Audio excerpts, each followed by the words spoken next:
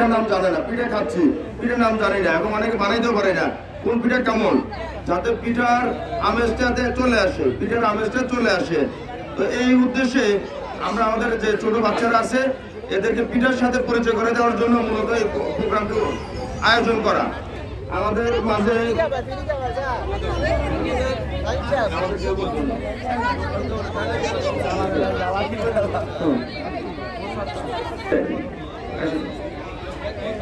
তারপরে তারপরে ওই যে লোকমান আছে, লোকমানটা তো মাফ করে দাও। অ্যাডভোকেট আমিনুল ইসলাম ফুয়াদ, অ্যাডভোকেট আমিনুল ইসলাম ফুয়াদকে ওনার পিঠার অনুমতিটা, আসলে এখানে বক্তব্য বলতেন, আমরা আবার বলি যে আপনি যে পিঠা খাইলেন কেমন হইলো, কি হইলো, কিভাবে হবে, আপনার অংশগ্রহণটা আমরা আগামীতে যাতে পাই। আমরা আমাদের আগামী আসলে আমাদের স্কুলের বাইরে যে কোনো স্বেচ্ছাসেবী সংগঠন আমরা দেবো যে আপনাদের স্কুল করা শুরু করে দেবো। এই পর্যায়ে বক্তব্য দিচ্ছেন আমিনুল ইসলাম ফুয়াদ।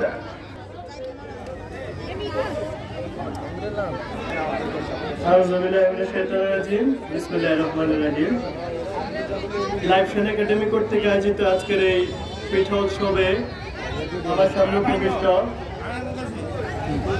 চন্দ্রগঞ্জ ইউনিয়নের সাবেক সকল সভাপতি চেয়ারম্যান জনাব আনোয়ার হোসেন বাচ্চু ভাই,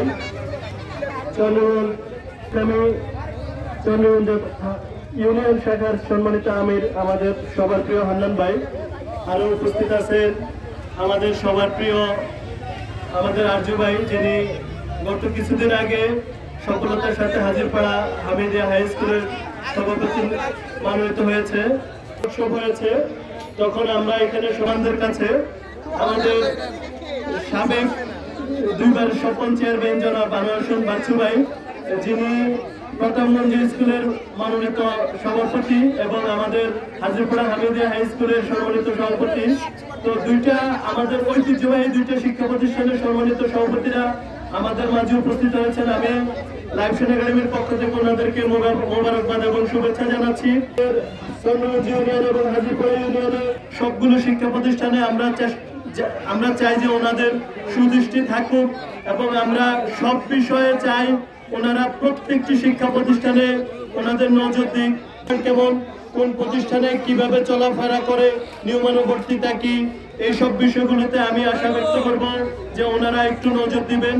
এর পাশাপাশি আমাদের লাইফশন একাডেমি পরবর্তী বছরগুলোর মতো সামনের যতদিন লাইফশন একাডেমি থাকে যেন এই পিঠা উৎসব সুন্দর সফলভাবে পরিচালনা করে যেতে পারে। মানে পিঠা উৎসবটা আছে এটা মিলন মেলার মতো, এখানে শিশু কিশোর থেকে শুরু করে বয়োজ্যেষ্ঠ অভিভাবকরা সবার একটা মিলন মেলা। আমরা আমাদের বাচ্চাদের সাথে আমাদের দেখা হচ্ছে, আমাদের অভিভাবকদের সাথে আমাদের দেখা হচ্ছে। এই মিলন মেলাকে কেন্দ্র করে সামাজিক যে অবক্ষয়গুলো আছে সেই অবক্ষয় থেকে আমরা বেঁচে থাকার চেষ্টা করব। এর পাশাপাশি যেসব অন্যায় আছে, অবিচার আছে, জুলুম, নির্যাতন, চাঁদাবাজি, এই বিষয়গুলোকে প্রতিরোধের জন্য আমাদের এইসব মিলন মেলাগুলোর অপরিহার এবং অপরিহার্য প্রয়োজন রয়েছে। লাইফশন একাডেমি প্রতি বছরের ন্যায় সামনের বছরগুলোতে পিঠা উৎসব সফলভাবে আয়োজন করে যাবে। উত্তরোত্তর সফলতা কামনা করে আমি আমার সংক্ষিপ্ত বক্তব্য শেষ করছি। ধন্যবাদ সবাইকে। এই পর্যায়ে সংক্ষিপ্ত আলোচনা নিয়ে আসার জন্য আমি অনুরোধ জানাচ্ছি আমাদের জনাব মোহাম্মদ বেলাল হোসেন আঙ্কেলকে। বিসমিল্লাহির রহমানির রহিম। আজকে এই লাইফশাহী পিঠা একাডেমি পিঠা উৎসবে উপস্থিত আছেন প্রধান অতিথি হিসাবে চন্দ্রগঞ্জ 10 নং চন্দ্রগঞ্জ ইউনিয়নের সাবেক চেয়ারম্যান এবং বিশিষ্ট রাজনীতিবিদ ব্যক্তিত্ব এবং বিভিন্ন ইউনিটের বিভিন্ন সংগঠনের নেতৃবৃন্দ।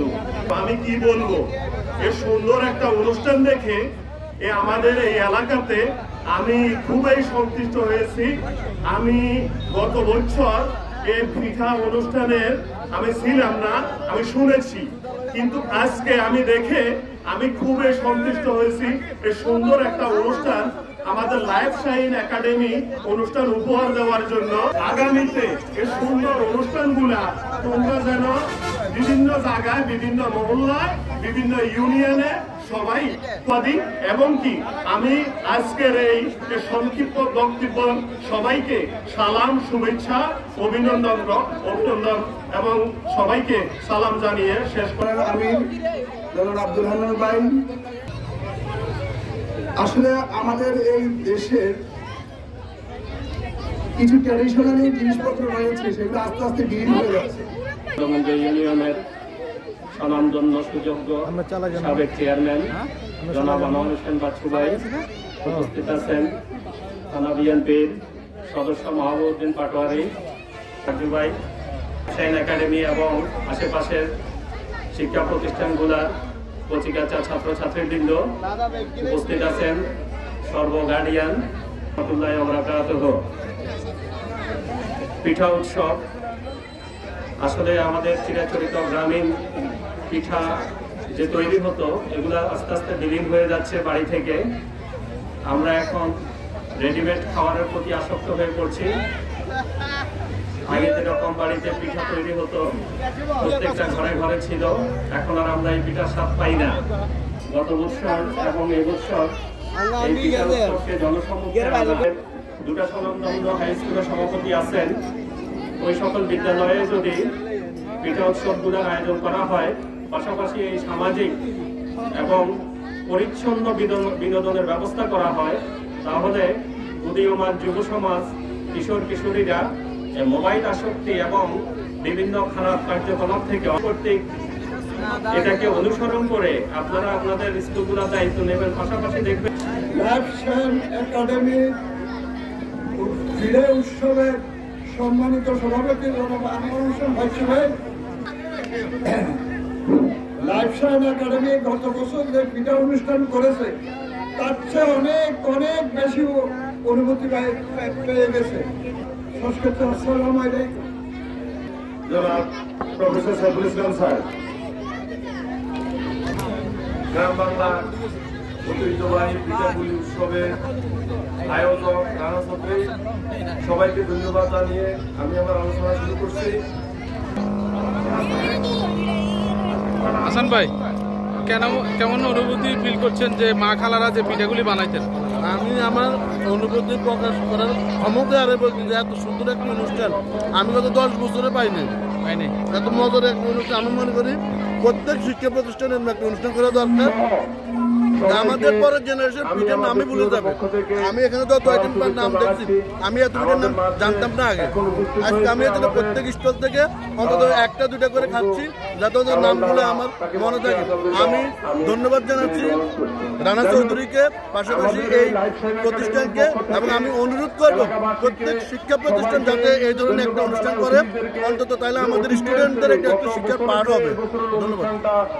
গ্রাম বাংলার আমাদের ঐতিহ্য ছিল বাঙালি, সেটাকে সবার সামনে তুলে ধরতে পেরেছে, তারা সফল হয়েছে এবং আগামী দিনেও সফলতার সাথে আমাদের অত্র অঞ্চলে সকল অনুষ্ঠানগুলি হবে। আজকের সভাপতি আছে বিভিন্ন লোকমান